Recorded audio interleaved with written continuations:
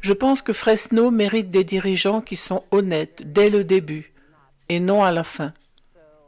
C'est pourquoi, en me lançant dans cette aventure, je mets ma vie à nu. En toute franchise, quant à son statut de délinquant sexuel enregistré, René Campos ne fuit pas son passé en se présentant aux élections. J'ai eu la chance de me réhabiliter grâce aux tribunaux et de réintégrer le système. Accusé en 2018 de possession de matériel pédopornographique, ce natif de Fresno affirme n'avoir contesté aucune accusation pour délit mineur. Alors qu'il lance sa campagne pour représenter le district 7 au conseil municipal de Fresno, il affirme que sa priorité est la sécurité. Je dis donc, choisissons quelqu'un qui sort des sentiers battus, quelqu'un qui connaît le système de l'intérieur, car moi, j'ai fait l'expérience des lois que nous essayons de réformer aujourd'hui. James Coos, greffier du comté de Fresno chargé de l'inscription des électeurs, affirme que la loi de l'État n'empêche pas un délinquant sexuel enregistré de se présenter aux élections. Une fois que vous sortez de prison, vous êtes en probation et, en Californie, vous êtes autorisé à vous réinscrire et à redevenir un électeur inscrit, ce qui vous rend alors éligible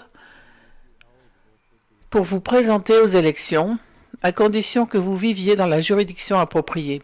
Campos semble vouloir se lancer dans une course de plus en plus disputée pour obtenir ce siège.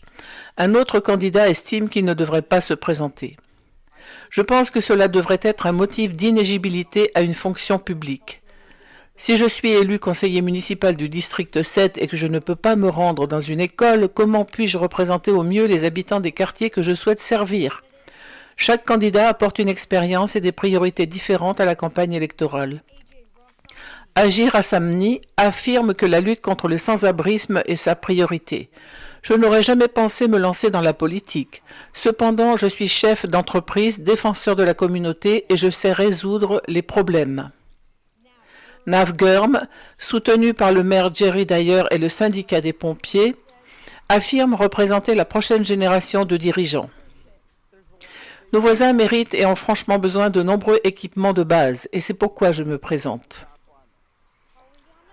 Ariana Martinez-Lott, mère de famille, réclame davantage d'investissements dans les quartiers.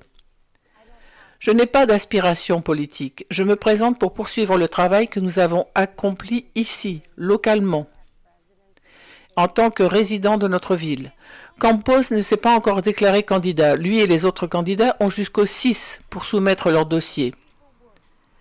Les élections primaires auront lieu le 1er mardi de juin. Brissa Colon, ABC 30, Action.